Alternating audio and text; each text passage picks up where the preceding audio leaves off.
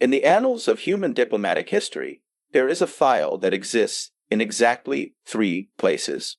The first is the classified archive of the United Earth Diplomatic Corps, sealed under a classification level that doesn't have a public name, only a color, and the color has been deliberately chosen to be one that most humans find vaguely nauseating, so that people stop asking about it. The second is the personal journal of Ambassador Plenipotentiary Yara Ose Mensa, locked in a physical safe in her home in Accra, to which only she knows the best combination, and which she has explicitly instructed her estate to drop into the deepest part of the Atlantic Ocean upon her death, unopened. The third is a crayon drawing in purple and green, currently held in place on the refrigerator of a house in Christchurch, New Zealand, by a magnet shaped like a kiwi bird.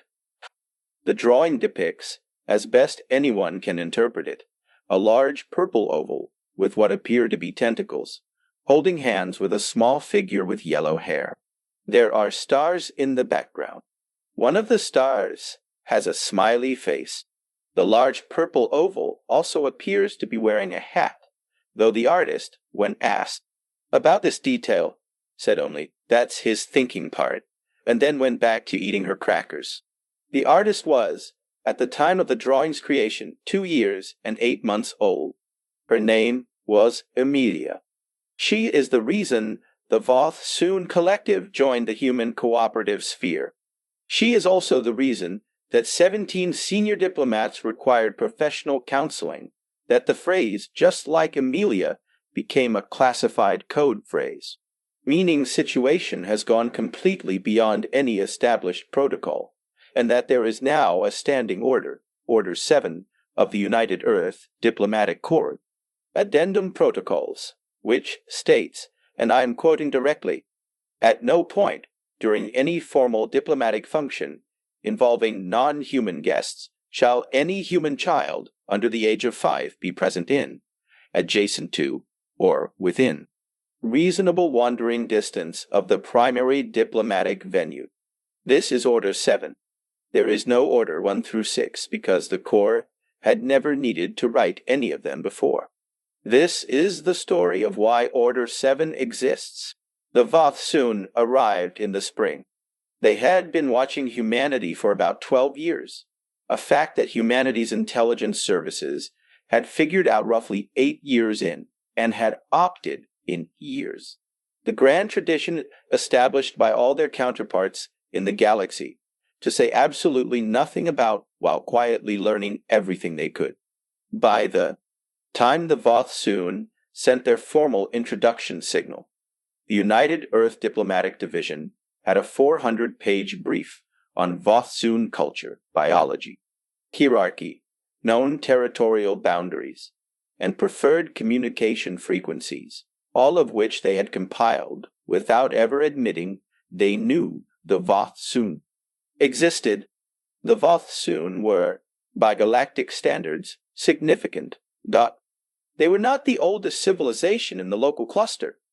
That distinction belonged to the Vell-Thaan, who had already made contact with humanity and were in a state of sustained diplomatic engagement that could best be described as mutual wariness wrapped in extremely polite language. But they were large, technologically advanced, and politically influential.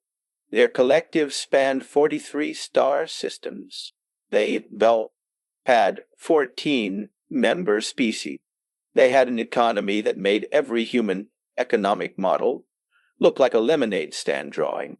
They were also, which the diplomatic brief noted carefully, deeply hierarchical. Dichoi, status mattered enormously to the Vell-Thaan.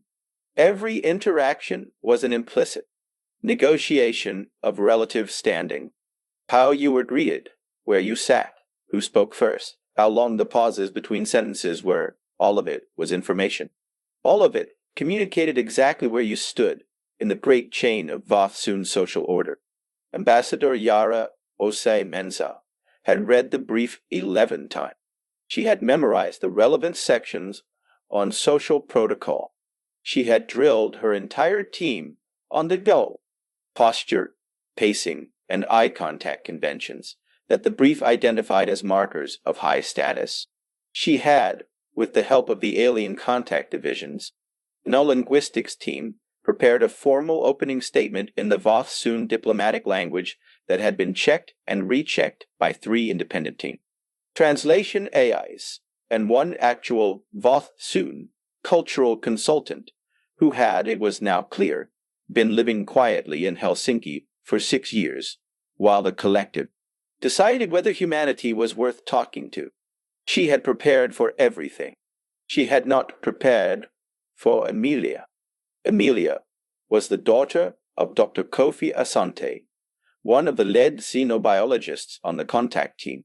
She was 2 years and 8 months old. She had curly yellow hair, a genetic quirk that her parents found charming, and that strangers always commented on, which Emelia dealt with by staring at them with the particular flat hostility that toddlers have perfected over millennia. She had a stuffed rabbit named Gerald. She had an absolute and unwavering conviction that all rule existed specifically to be tested, that all closed doors were invitations, and that all interesting-looking things were for touching. She should not have been there. Dr. Asante's child care arrangement had collapsed at the last minute.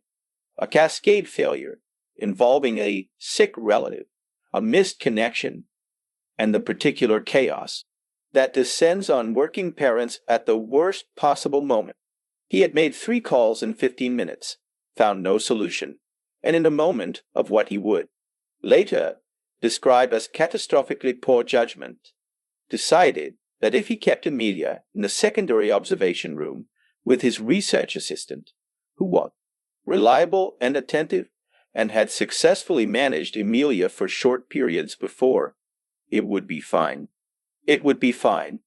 Verity Chen, the research assistant in question, was 24 years old and possessed of the specific overconfidence of someone who had looked after a toddler a handful of times and not yet understood what toddlers were actually capable of. She had a tablet, a bag of snacks, and 3 episodes of Emelia's favorite cartoon downloaded and ready. She had assessed the situation and concluded manageable.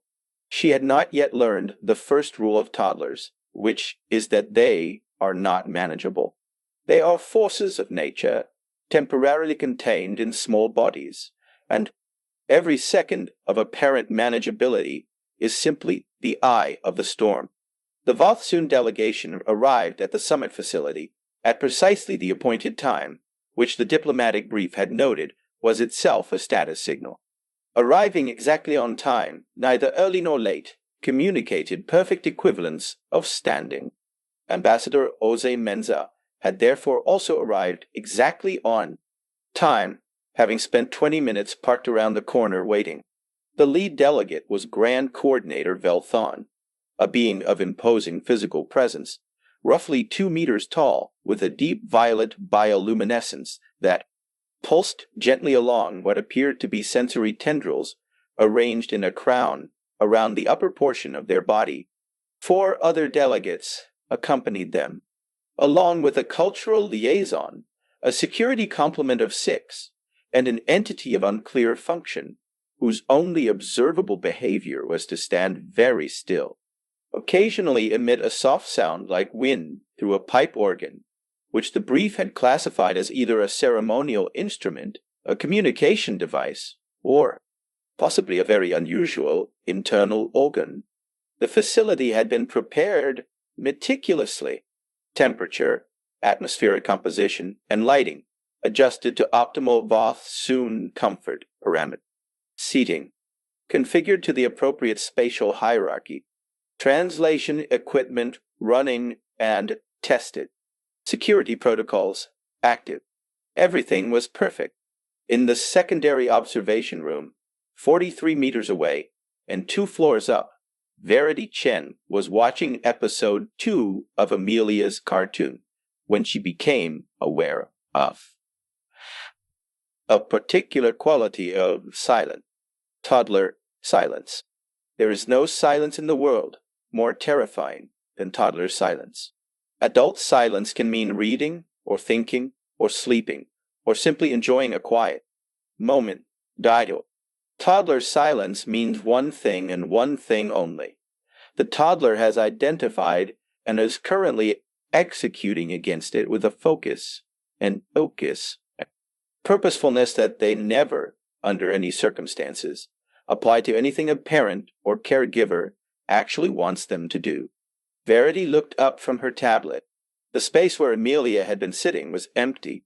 The door to the observation room, which Verity had checked was properly latched, was slightly ajar. Verity was on her feet in an instant. She went to the door, looked into the corridor. Empty. She checked left, right. The corridor split into a T-junction, 20 meters ahead. She made a decision and went right, toward the guest quarters, because that was the direction away from the diplomatic suite, and therefore the direction Emelia definitely wasn't. Emelia was, of course, heading left. She had been heading left since approximately 30 seconds after Verity started watching the cartoon, when she had identified the door latch mechanism through approximately 40 minutes of silent observation and confirmed her hypothesis that it could, in fact, be operated by a determined 2-year-old if you stood on your toes and used both hands and your chin. She was now proceeding down the left corridor with the unhurried purposefulness of someone who knows exactly where they're going and has all the time world, clutching Gerald the rabbit by one ear. She had seen the purple lights through the observation window. She wanted to see the purple lights up close. This was, in the architecture of the entire subsequent chain of events, the relevant motivating factor. Not political strategy, not diplomatic advantage, not any of the 18 competing theories that would later be advanced by analysts in 6 different countries and 2 non-human intelligence services. Purple lights. Pretty. The diplomatic suite had 2 entry points.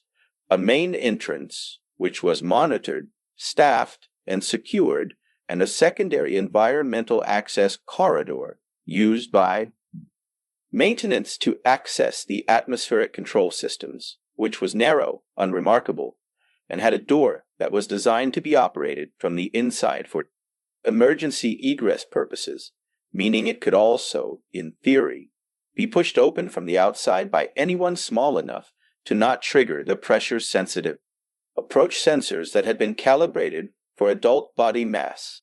Emelia weighed 12 kilograms. The sensors were calibrated for 80.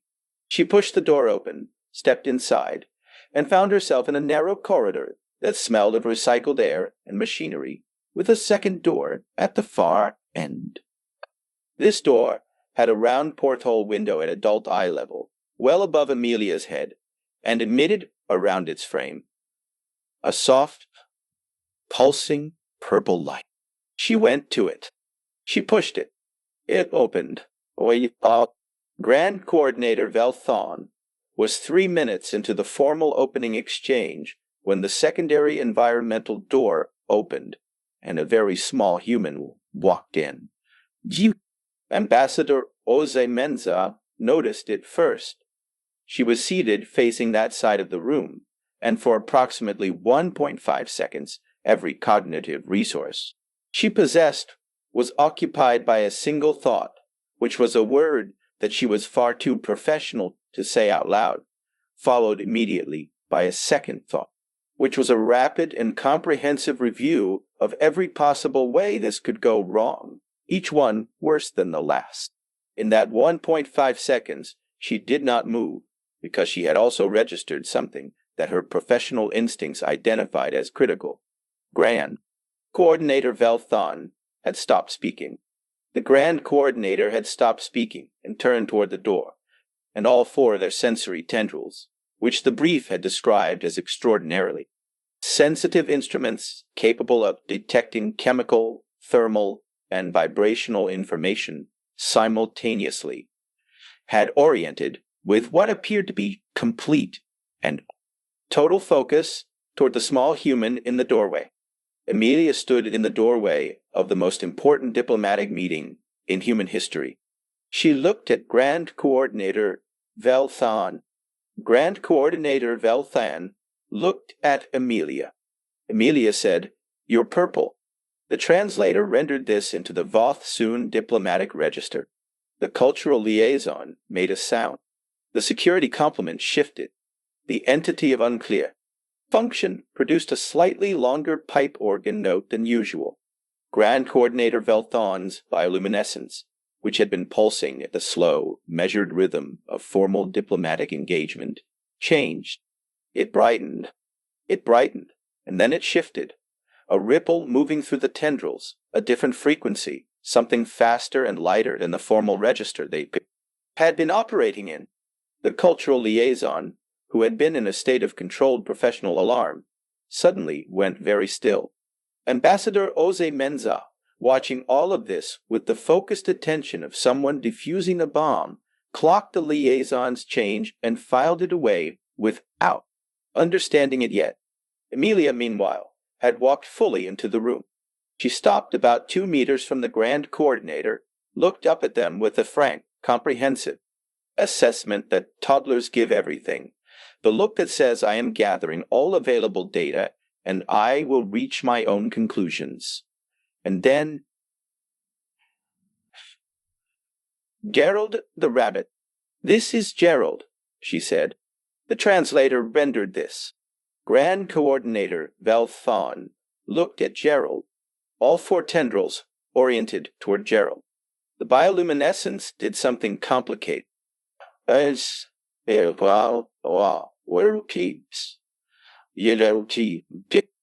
the Grand Coordinator reached out one of their secondary appendages, slowly, carefully, with a deliberateness that the cultural liaison would later describe as the most careful movement I have ever seen from a senior Vell-Thaan official, and touched Gerald on the top of his soft head with the tip of 2 tentacles. Emelia nodded seriously, apparently satisfied with this. "He's soft," she explained. The translator rendered this. Grand Coordinator Vell-Thaan's bioluminescence did something that the cultural liaison had only seen once before in their entire career, and had never expected to see in a formal diplomatic context. It laughed. Verity Chen found Emelia 6 minutes later. She had gone right, doubled back, checked 3 other rooms, and was in a state of controlled internal terror by the time she pushed open the environmental access door and looked through the porthole into the diplomatic suite. What she saw stopped her so completely that she simply stood there with her hand on the door handle and did not move for a full 30 seconds. Emelia was sitting on the floor of the most important diplomatic meeting in human history, cross-legged, with Gerald in her lap, surrounded by the part that Verity's brain took the longest to process. 4 of the 5 Vell-Thaan delegates, who had, apparently, also sat down on the floor. Grand Coordinator Vell-Thaan had not sat down, but had arranged their secondary appendages in a way that brought their sensory tendrils to approximately Emelia's height level, and was producing a series of sounds that the translator, still running, because Ambassador Jose Menza had made the extraordinary professional judgment to let it keep running, was rendering as, "Tell me about this one, the one with the long ears." Emelia was explaining Gerald's entire history, including the incident with the washing machine, the time he fell in a puddle, and his favorite food, which was, pretend, carrot. The Vell-Thaan cultural liaison was taking note, not covert surveillance notes, actual professional notes, with a stylus, on a formal cultural observation tablet, the kind you break out when you are gapped, documenting something that you recognize in real time as significant.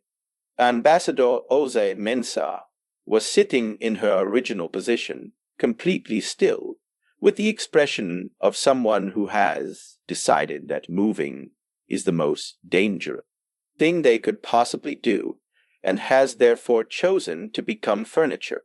Verity very gently let the environmental door close. She went back to the observation room. She sat down. She considered the very limited range of options available to her. Then she opened her tablet, navigated to her contact list, found Dr. Asante's number, and sent him a message that read, Emelia found the aliens. Everything is fine. Do not come here. I will explain later. She thought about that for a moment. She added, please. In the diplomatic suite, Emelia had moved on from Gerald's biography to a comprehensive account of her own daily schedule, including the important information that she had eggs for breakfast, the round kind, not the flat kind, that her favorite color was green, no blue, no green. 14, if you helped her a bit with the part after 11. Grand Coordinator Vell-Thaan listened to all of this. The cultural liaison continued to take note. Ambassador Jose Menza, who had the translator feed running through an earpiece, was processing the Grand Coordinator's responses with an increasingly unreadable expression. She had spent 11 years in xenodiplomacy. She had negotiated resource-sharing agreements with 3 non-human civilizations, managed 2 near-crisis events, and once talked a Vell-Thaan trade delegation out of walking out of a summit over a seating arrangement misunderstanding that had taken 3 weeks to resolve. She had never heard a Vell-Thaan Grand Coordinator use the informal register. The Vell-Thaan had 17 distinct linguistic registers, each mapped precisely to a specific social context and hierarchy of relationship. The formal, diplomatic register was the third most elevated, used for interactions between acknowledged equals of significant standing. The Grand Coordinator had arrived in that register. They had shifted somewhere between this as Gerald and the story about the washing machine to the 4th register from the bottom. The cultural liaison's note-taking had a slight quality of barely contained excitement, because the 4th register from the bottom in Vell-Thaan's social structure was the register used for one specific and clearly defined relationship. Family. It took Verity another 22 minutes to recover Emelia, and she only managed it by producing from the snack bag a package of the particular crackers that Emelia would in fact cross any distance and breach any security perimeter to obtain. Emelia said goodbye to the Grand Coordinator with the seriousness of someone concluding an important meeting. Bye. You were nice, and allowed herself to be removed. Grand Coordinator Vell-Thaan watched her go. The bioluminescence did the complicated thing again. Then the Grand Coordinator turned back to Ambassador Jose Mensa, settled back into the formal register, and said, we were discussing terms. Ambassador Jose Mensa, who had 17 years of professional training, and had once maintained composure while a Kethvral delegate screamed at her for 40 minutes, said, yes, we were. And the summit continued. God. The full debrief happened 3 weeks later, after the preliminary framework agreement had been signed and the Vell-Thaan delegation had returned to their vessel. In orbit, Ambassador Jose Mensa sat across from Director Cheng of the Diplomatic Corps, and Director Cheng looked at her for a long time, and then said, tell me what actually happened. So, she told him. She told him about the register shift. She told him about the cultural liaison's notes, which had been shared informally through the Helsinki consultant in a gesture that was itself a significant diplomatic signal. The Vell-Thaan didn't share cultural observation data with civilizations they didn't consider worth the effort. Up. She told him about the section of those notes that the Helsinki consultant had translated as subject demonstrated instinctive understanding of status du. Neutral engagement. Deastera. Nisbabdawal. Dasinjay. Shoan. Gerald. Proceeded directly to relationship foundation without navigating hierarchy. This is a recognized technique among the oldest Vell-Thaan lineages. It is not known to be accessible to non-Vell-Thaan species. Director Cheng said, A 2-year-old accidentally bypassed 40 years of xenodiplomacy. She didn't accidentally do anything, Ambassador Ozymandias said. She wanted to see the purple lights. She saw them. She introduced herself. She introduced Gerald. She talked about eggs. She paused. She had no status anxiety, no hierarchy awareness, no agenda. She walked in and treated a grand coordinator of the Vell-Thaan collective the same way she treats the man who delivers her groceries.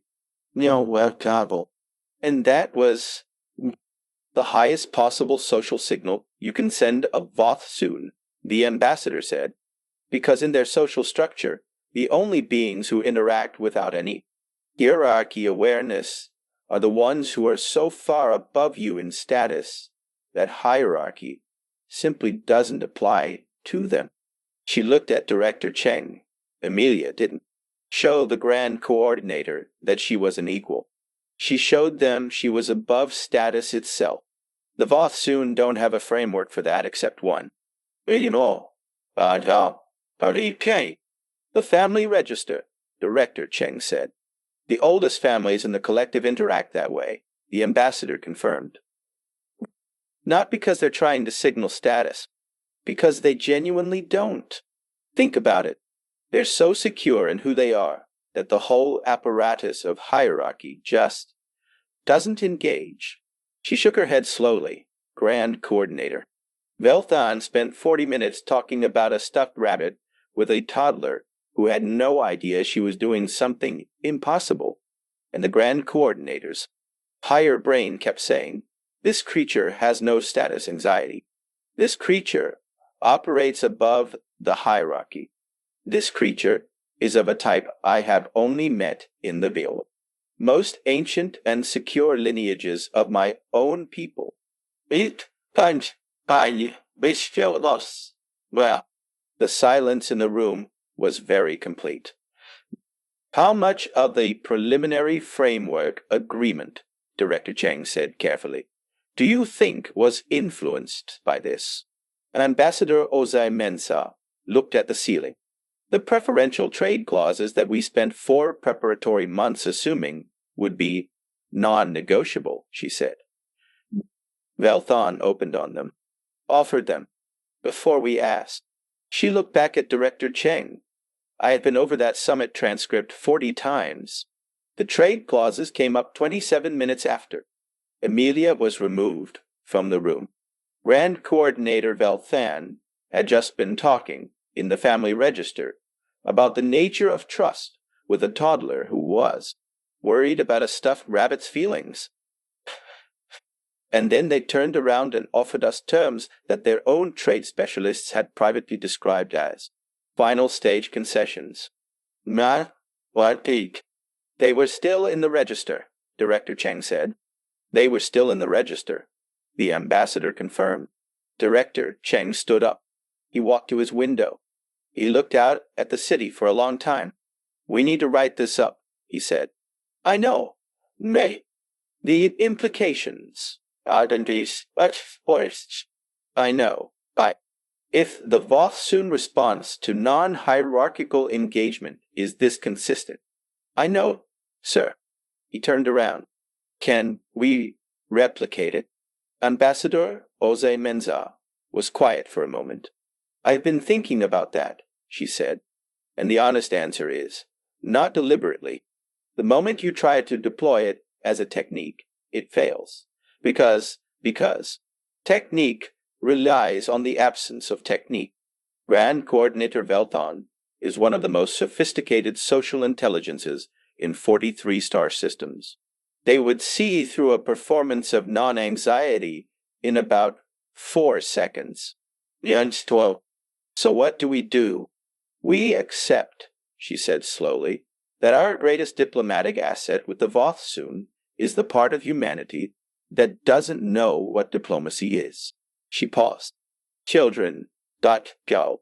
People who are genuinely absorbed in what they're doing and genuinely unconcerned with what the Vell-Thaan think of them. Artists, scientists in the middle of a problem. People in love. Anyone who, for whatever reason, has temporarily departed from self-consciousness. She looked at him. We have 6 more. Summit engagements scheduled with the Vell-Thaan this year. I am recommending that Dr. Asante be assigned to 3 of them. Yuni.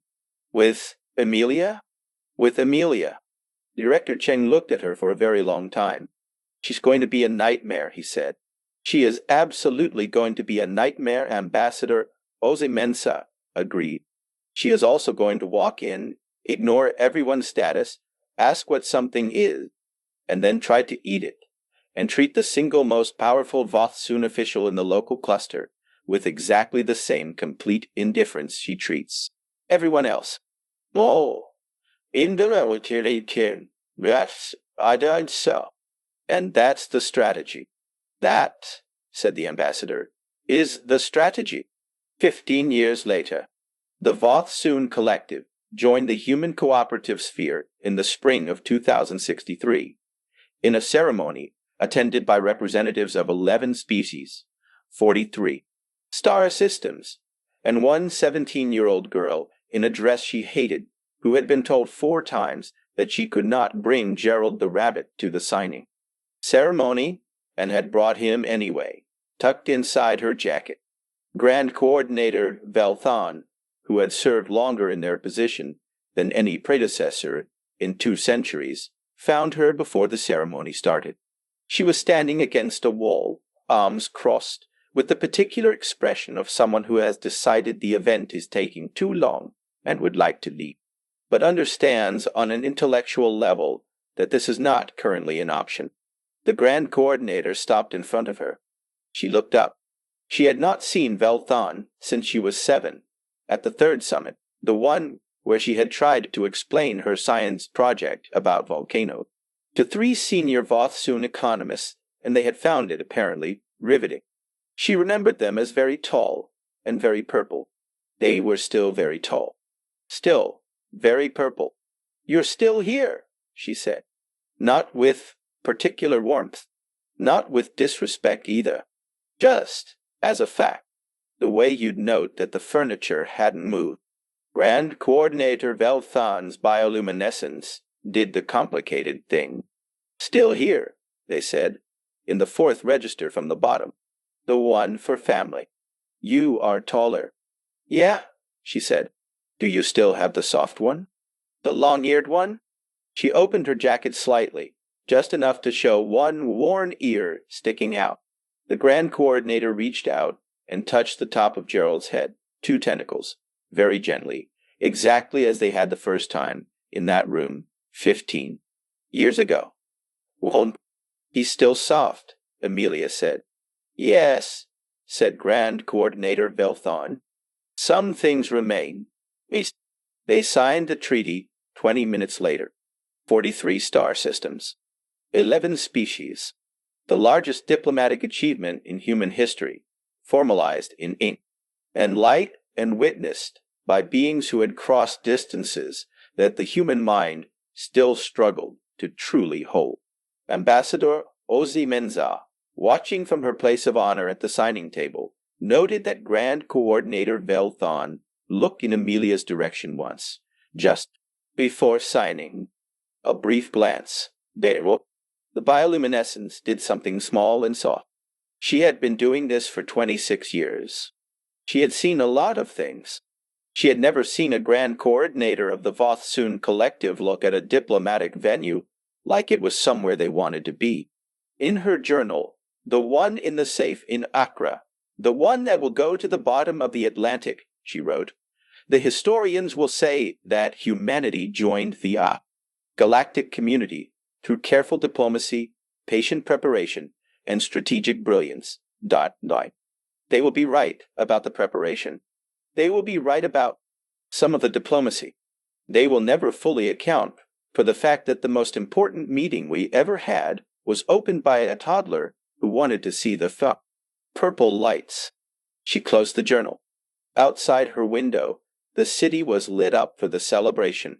Every building, every bridge, every open public screen, all of it bright and colorful and alive. The whole planet marking the night that everything changed. Emelia was somewhere in that city, probably at party, almost certainly bored by the speeches, definitely with Gerald in her pocket. Yara Osi Mensa looked at the lights for a long time. Whoa, woo? Then she smiled. Purple, she thought. Of course it was purple.